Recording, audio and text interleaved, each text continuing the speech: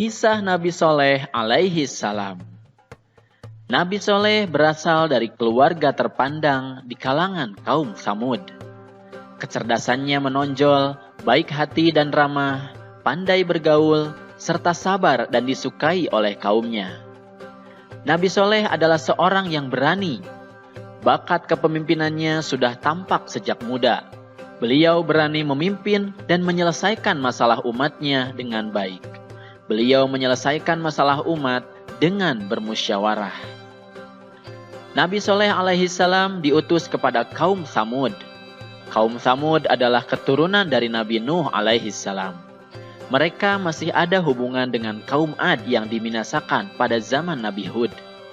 Oleh karenanya, tidak aneh jika kaum Tsamud memiliki kecerdasan yang luar biasa seperti kaum Ad, terutama dalam bidang arsitektur, peternakan, pertanian, dan perkebunan. Pada awalnya, kaum Tsamud beriman kepada Allah Subhanahu wa Ta'ala karena belajar dari kaum Ad yang dibinasakan karena tidak taat kepada Rasulnya. Akan tetapi, setelah beratus-ratus tahun kemudian, mereka disesatkan oleh setan dan mulai menyembah patung berhala. Allah Subhanahu wa Ta'ala pun tidak membiarkan manusia berlarut dalam kesesatan. Akhirnya, Allah Subhanahu wa Ta'ala mengutus Nabi Soleh untuk mengembalikan kaum Tsamud ke jalan kebenaran. Setelah mendapat petunjuk-petunjuk dari Allah, Nabi Soleh alaihi salam yang merupakan utusan Allah mulai berdakwah, mengajak kepada kaum Tsamud untuk menyembah kepada Allah Subhanahu wa Ta'ala. Akan tetapi, sebagian besar kaum Tsamud menolak ajakan Nabi Soleh untuk kembali ke jalan Allah dengan alasan bahwa sesembahan mereka adalah sesembahan nenek moyangnya. Hanya sebagian kecil saja yang menerima dakwah Nabi Soleh untuk beriman kepada Allah, terutama dari golongan miskin dan lemah. Para pemuda kaum Tsamud pun marah. Mereka tidak ingin kaum Tsamud mengikuti dakwah Nabi Soleh. Mereka menginginkan mereka tetap menyembah berhala.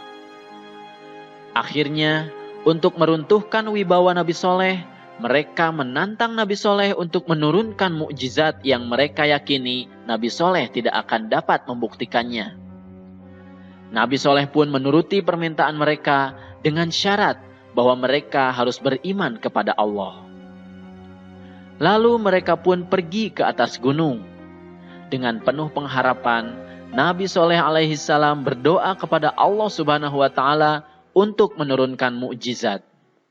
Akhirnya, Allah Subhanahu wa Ta'ala pun mengabulkan doanya Nabi Soleh. Allah mengeluarkan unta dari dalam batu. Unta itu besar, gemuk, berbulu tebal, serta hamil 10 bulan. Kaum Tsamud pun terkejut akan mukjizat Nabi Soleh alaihi salam. Mereka memang ahli memahat, tapi mereka kagum bahwa unta yang sangat indah ini adalah asli, bukanlah sebuah pahatan. Lalu Nabi Soleh pun memerintahkan kepada kaum Tsamud untuk menjaga unta ini. Jika tidak, maka nantinya azab Allah akan datang. Nabi Soleh pun meminta kaum Tsamud untuk mengutamakan unta itu dalam memberi makan dan minum. Unta itu pun bebas berkeliaran di tengah-tengah kaum Tsamud. Pada saat unta itu hendak minum di sumber mata air, semua ternak menyingkir seolah-olah mempersilahkan unta tersebut untuk minum. Air susu unta itu pun cukup untuk memberi makan orang-orang setiap hari.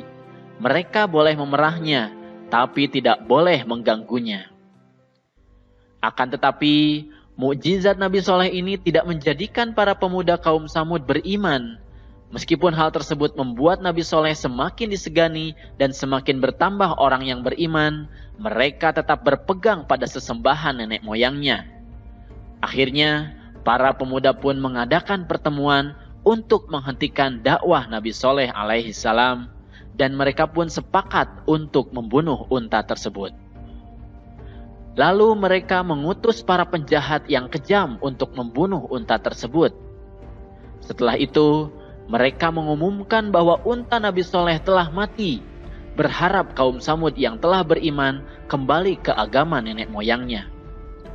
Akan tetapi, Kaum Samud justru bersedih karena tidak bisa meminum susu unta tersebut dan takut azab Allah akan datang. Para pemuda pun datang kepada Nabi Soleh dengan angkuhnya. Mereka menantang Nabi Soleh untuk mendatangkan azab yang dijanjikan. Akan tetapi, Nabi Soleh memberinya waktu selama 3 hari untuk bersenang-senang, menikmati hidup, karena setelah itu azab Allah pasti akan datang. Nabi Soleh memberi waktu 3 hari agar memberi kesempatan supaya mereka menyesali perbuatannya. Akan tetapi, orang-orang kafir itu justru menunggu-nunggu azab apa yang akan terjadi, sambil gelisah karena takut azab tersebut benar-benar datang. Akhirnya, para pemuda pun sepakat untuk membunuh Nabi Soleh alaihi salam agar azab itu tidak jadi datang.